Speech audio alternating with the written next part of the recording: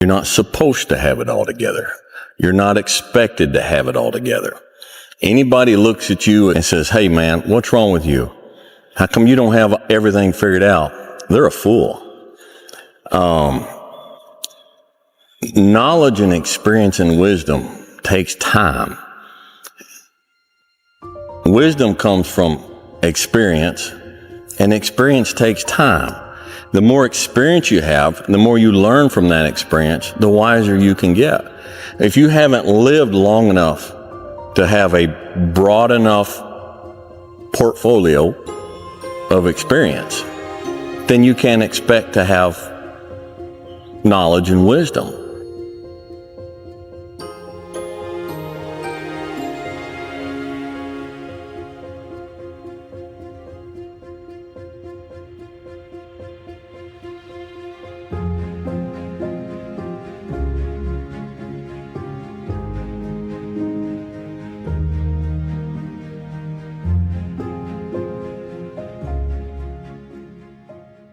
But you know, happiness can be found even in the darkest of times, if one only remembers to turn on the light.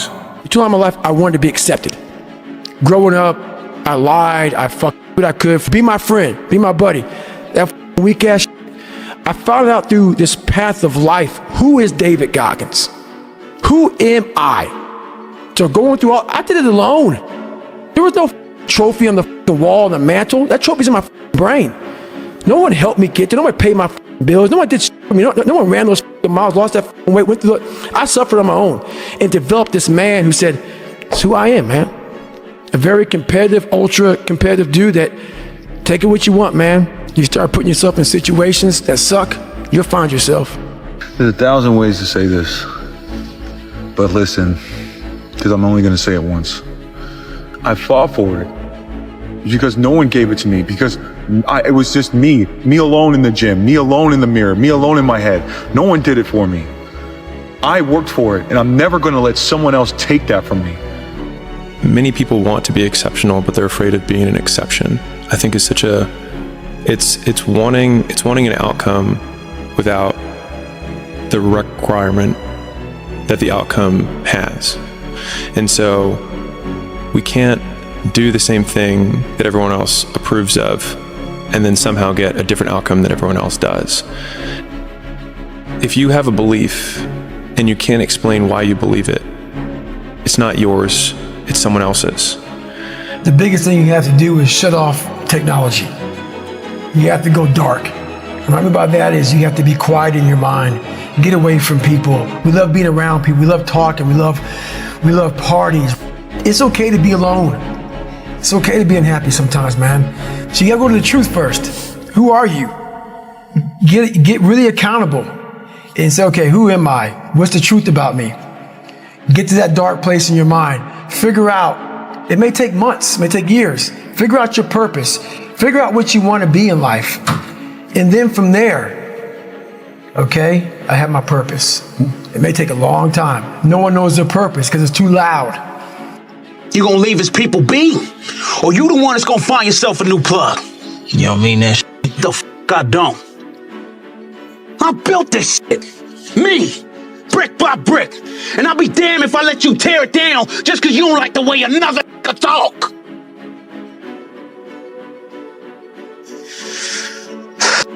The superpower of learning to be alone and enjoying it. Well, I think it's critical, and I do think that these times where you just think about things, just be alone and think about things, are so rare these days. And I think during those rare times is when you really get to understand what you actually believe or don't believe. Admit it, you aren't like them, you're not even close. So I came up with this idea a couple of weeks ago called the lonely chapter. I f***ing love it. So there is a period in everybody's journey where they are so different because they've started to do new things that they no longer fit in with their old set of friends, but they're not sufficiently developed that they've gained their new set of friends, and they're unsure. Should I go back? Should I lean back into getting a bag in with the boys on a weekend? Is that the highest, way that I can live my life passion forward? Because that's what everybody else does. and all of my friends are taking the piss. Oh, not drinking again. Too good for us, are we? Not going out again this week. Oh, okay, well, like, enjoy staying in home and reading, fucking nerd. So you're going to feel the pain of being ostracized from the group of friends that you used to have. But you're stuck in this messy middle where you haven't yet worked out who you are on the other side of this. And that lonely chapter that's in the middle is something that I would say almost nobody that I've ever met who has gone from a place where they are to a place where they want to be hasn't gone through. Most people walk around parroting other people's words for the vast majority of their lives. And so they basically act as recorders, where they clicked record at one point of their life, and then they click play in another time in their life, and they're just clicking record, play, record, play, record, play over and over again. And it makes sense that people feel alone and they feel like they're acting because they never say what they think. And as a result, they also sound like everyone else because they were never themselves to begin with. I just want more. I just want more. I just want to be successful, and I want to be able to take care of the people that I love, and I want to be able to, be a service. The goal, like, you don't want to be comfortable. I feel like as a man, if you're comfortable, that's a bad sign. No man should ever be comfortable. I think the problem is people don't really value life. Like, I wake up, it's a blessing to be alive. Every time I pray, I be like, thank you, God, for another day of life. Thank you, God, for another chance to get it right. People died today. And that's a sign of favor. I don't think people understand, like, when you wake up, you're favored. If I can just walk one more mile after being in the worst shape of my entire life, this would change everything for me mentally going forward. From this kid who came from dirt, nothing, who couldn't read until he was a junior in high school and is now here. I walked a mile. I said, maybe I can walk one more mile. Maybe I can walk another mile. At mile 81, my ex-wife looked at me and said, you're not gonna make the time. When your mind knows it's not going to quit, and this is what I found out, this is my 40% rule. When your mind knows it's not going to quit, your body will adapt to whatever is in front of it. I ended up running 20 more miles. I did 101 miles in 19 hours and 6 minutes. And that one day changed, that 19 hours. It wasn't SEAL training, it wasn't Ranger School, it wasn't Delta Force, it wasn't any of that crap I went through. It was this 19 hours and 6 minutes that forever changed my life, to know that we as human beings are capable of anything.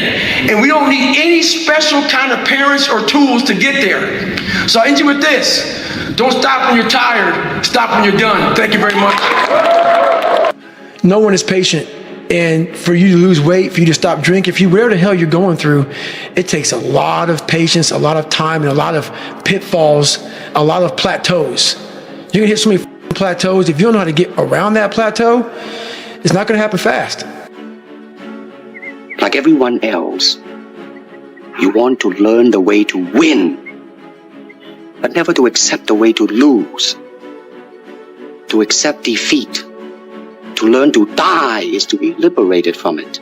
So when tomorrow comes, you must free your ambitious mind and learn the art of dying. Every hardship that you encounter, if you reframe it as the story that you will someday tell to yourself of the person that you have become based on the dragons you've slain and the obstacles you've overcome, then I think that makes those obstacles a unique opportunity for self-improvement, because we can be grateful for these things. I think Jocko has a whole bit on this where whenever something bad happens, he says good. And I think it's a great trained response, because if something bad happens, my trained response isn't good. It's, I will tell this story someday.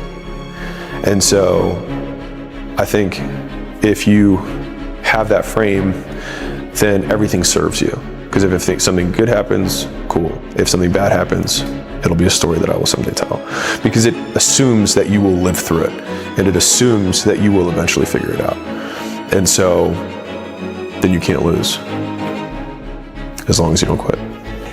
Is if right now, whoever's listening to this, if you wrote a book right now about your life and you gave it to someone, would it change their life for the better?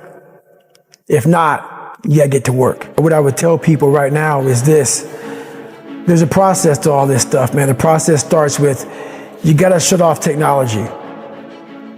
You gotta go here. So go to that dark place. I call it the dark room, where you're alone.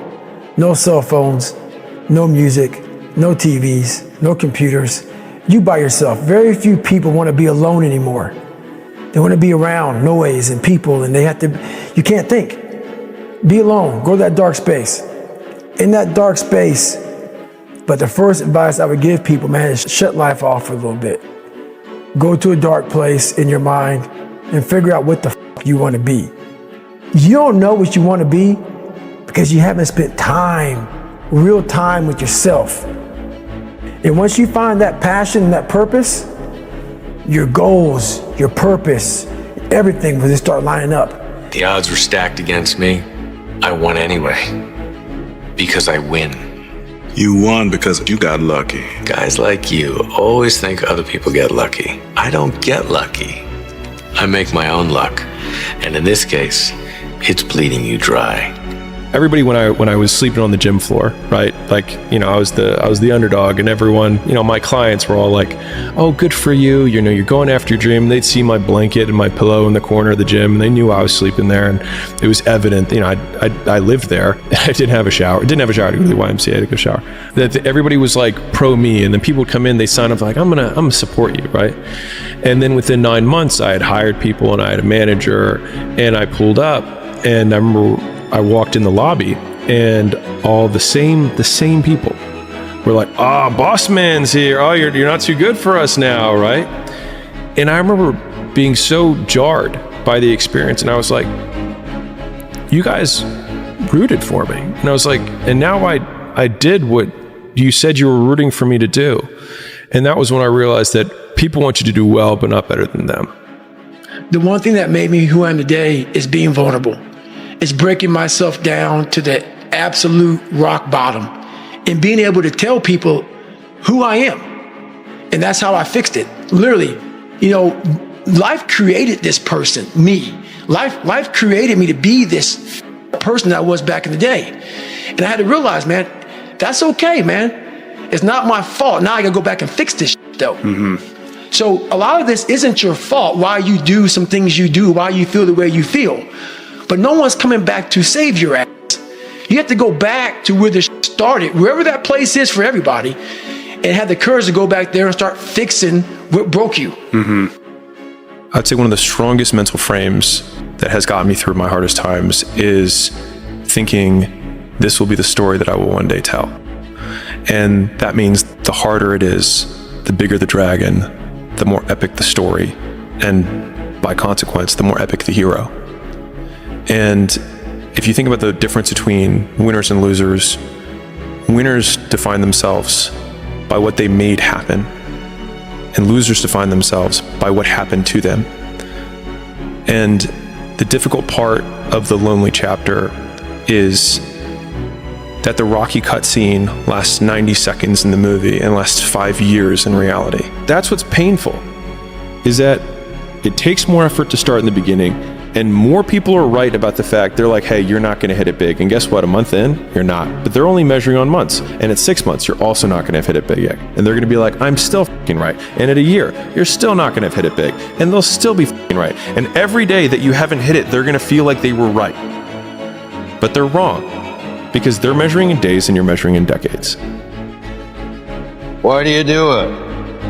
Why? Why get up? Why keep fighting? You must be able to see it, Mr. Anderson. You must know it by now. You can't win. It's pointless to keep fighting. Why, Mr. Anderson? Why? Why do you persist?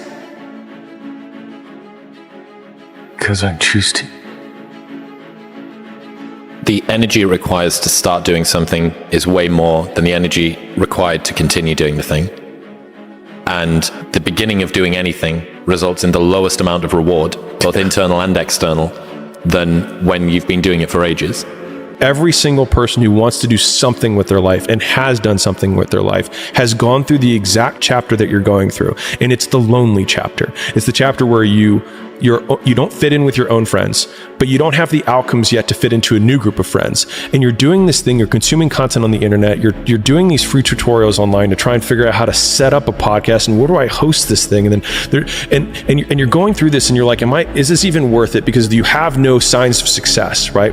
But if there's anything that you can take away from what we're saying right now, is that the sign of success is the hate that you get along the way. And what you can't do is bend the knee to their hate and fit back into the conformity because it's comfortable and it's warm. Because like in the Matrix, when Trinity opens the door, when Neo's about to go take the red pill and he wants to get out of the car, she says, Neo, you've been down that road and you know exactly where it leads. And I know that's not where you want to be.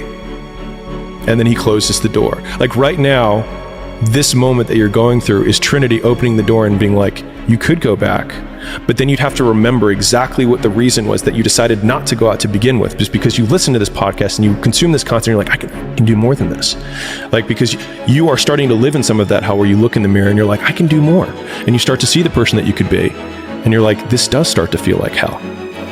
Most people's definition of work is a negative one, which is why they abhor it, which is also why they misunderstand so many people who quote, I'll say quote here, are successful or ahead of them or whatever, is that both people, one person says the word work and the other person hears the word pain.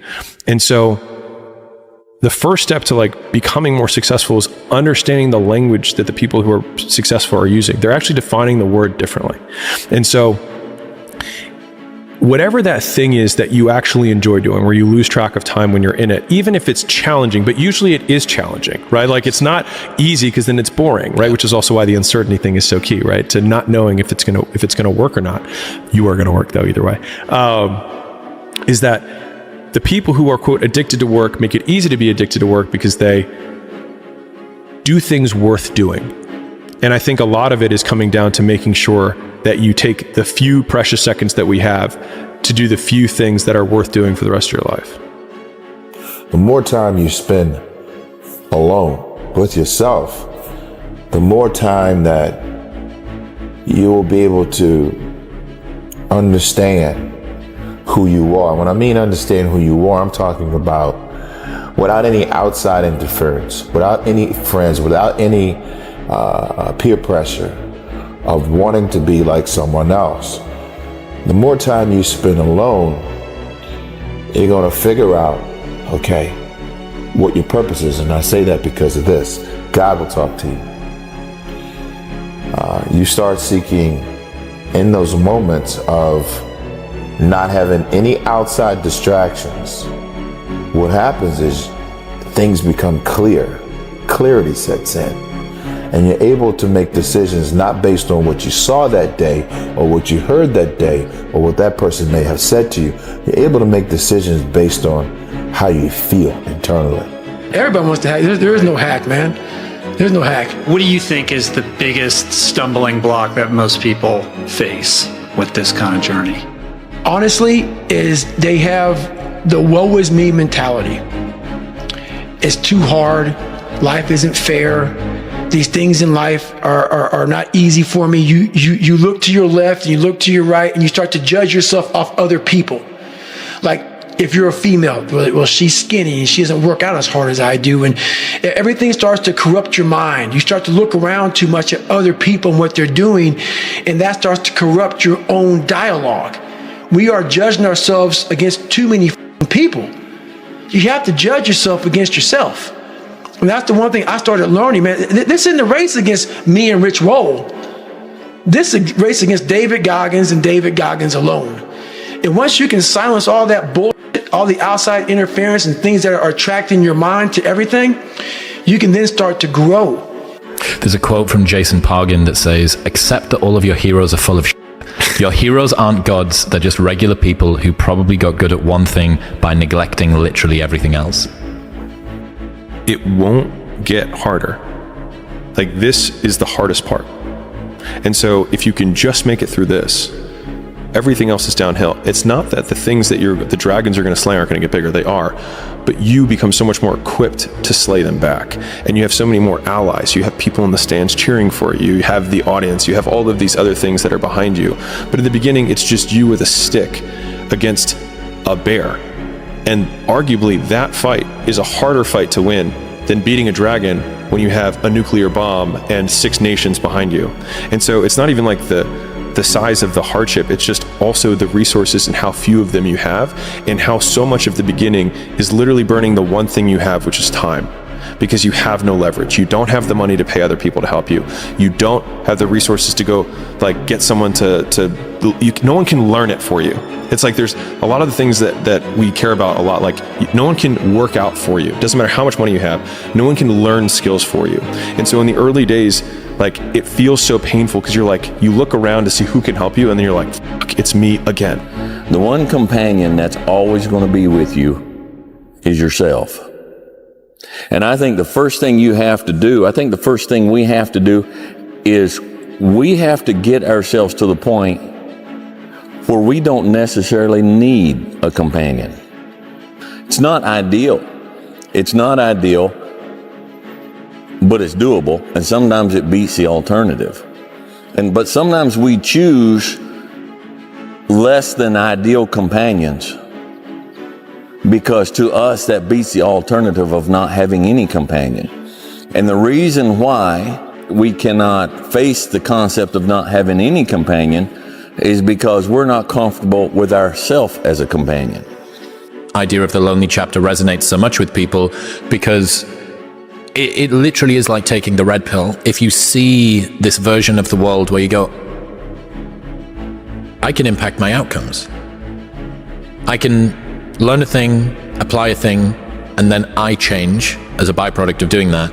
As soon as you take those steps, you realize almost all of the people around you who have parts of their life that they're not happy about are kind of making a choice for it to be that way. And then you go, oh, that means that all of the things I don't like about me and I don't like about my life are my responsibility because I can change it. So forgive me, but if you're going to create anything of value in this life, you're going to, even if it's with other people, you're going to have to be willing to be on your own for a bit, to forage on your own, to take walks alone, and then return to people, to your tribe, so to speak, and share with them what you've learned, or maybe even just show up with whatever energy shift has occurred while you were off.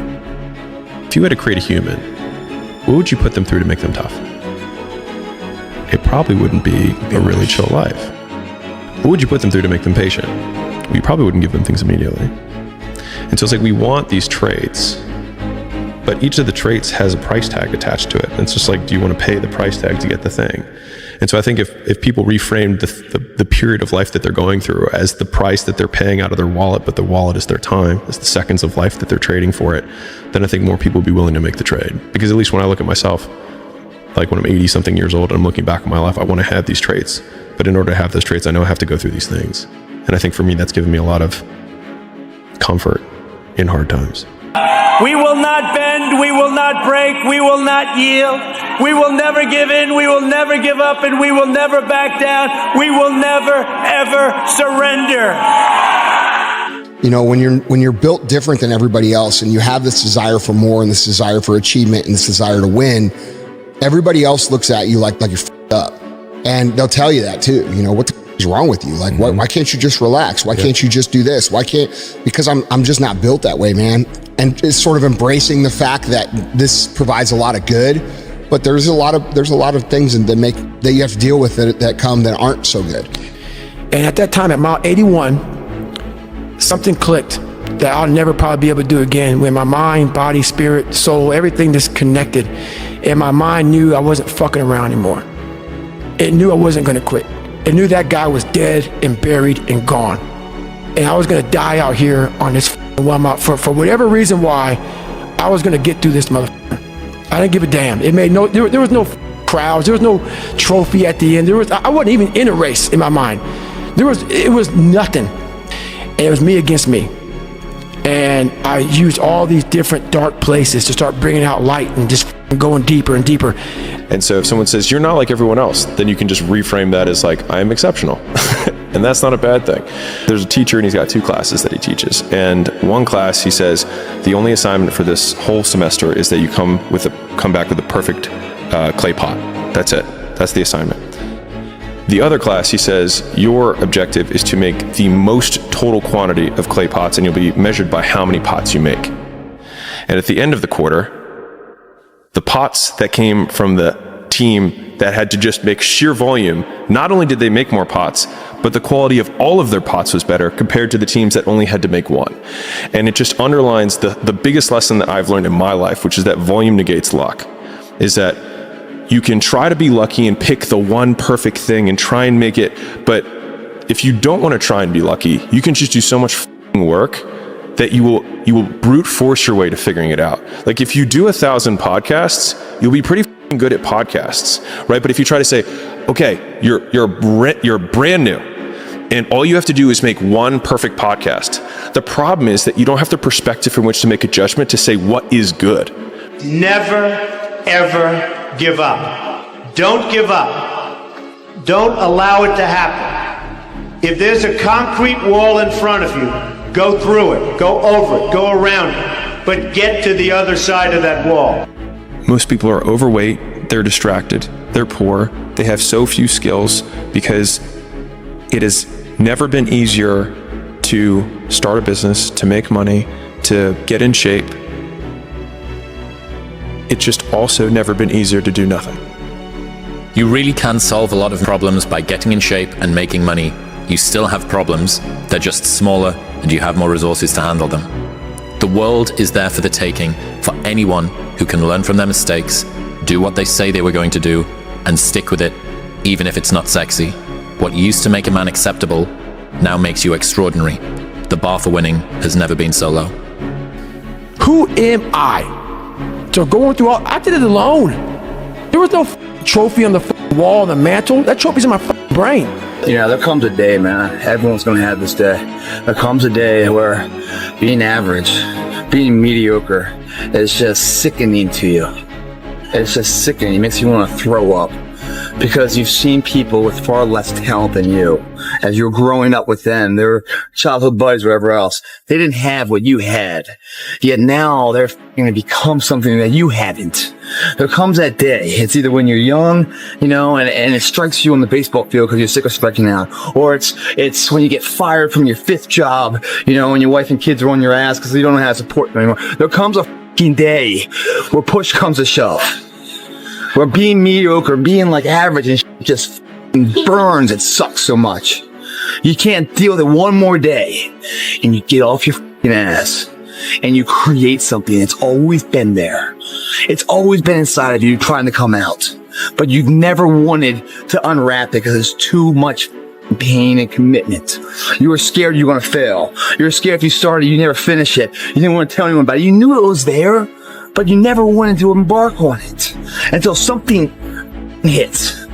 You get fired or somebody else gets success, remind you of what you could have been. And then the spark is born. And no matter what happens, I'm never going to be in this boat again. And you get up and you go, even if it gets knocked down, you just keep going. You're a wild man. And life has never been so sweet. That can happen at an early age. It can happen at a later age. It's going to happen to somebody no matter what, it's going to happen to you. And when it does happen to you, thank your lucky stars that finally you're alive. It's time to unwrap the potential you can be. Superior, man. It's within you. It's within every single one of us. And the people that have risen to that level were no different than any one of us. It's just they believed it and they're willing to work their ass off to get it. It's time to stay focused. It's time to decide clubs, partying, trying to fit in and socialize, rub elbows with everybody so people can stop calling you weird. We don't want to be left alone by ourselves with ourselves. So we come in and we sit down and we get on our phone or we turn on the TV. Or we go wherever, we do whatever, because we don't want to face the reality of being by ourselves with ourselves. Start making yourself a companion that you're comfortable with. if you had a friend, if you had a person you want to sit down and spend all the time with, what would you want from that person? What would you want? Well, I would want to spend time with somebody who's honest. Makes sense? I don't want to spend time with somebody who's going to be lying to me all the time. Someone who's going to gently tell me the truth about myself. You got to face the reality of who you are. You got to face the reality of what you are. All right? And nobody's going to tell you that like you yourself will tell you that. You're going to lose sleep. You'll doubt whether it'll work. You'll stress to make ends meet. You won't finish your to-do list. You'll wonder whether you made the right call and have no way to know for years. This is what hard feels like, and that's okay. Everything worth doing is hard, and the more worth doing it is, the harder it is. The greater the payoff, the greater the hardship. If it's hard, good. It means no one else will do it. More for you. This is all about the quitting mind. So what's the quitting mind? So let's say it's day one of a job interview. We all know what that feels like. You have your clothes laid out. You got your food ready to go in the morning. You've been preparing for weeks and weeks and weeks. You show up and you bring your best self. You get the job. Merry Christmas. All right. After a couple months, you start showing up to work a little later. You don't look as good. Your clothes aren't laid out. Your breakfast isn't ready. Your mind's getting softer. We do that to everything in life. When New Year's coming up, guess what? Don't have a quitting mind. Repetition every day. Stay hard. How bad do you want this? If it's as bad as you want to live or breathe or sleep, whatever the hell it may be, I can work with you. But a lot of people, most people don't want it that badly, which is why they always ask the question, man, how did you get to where you are? You know how to do it.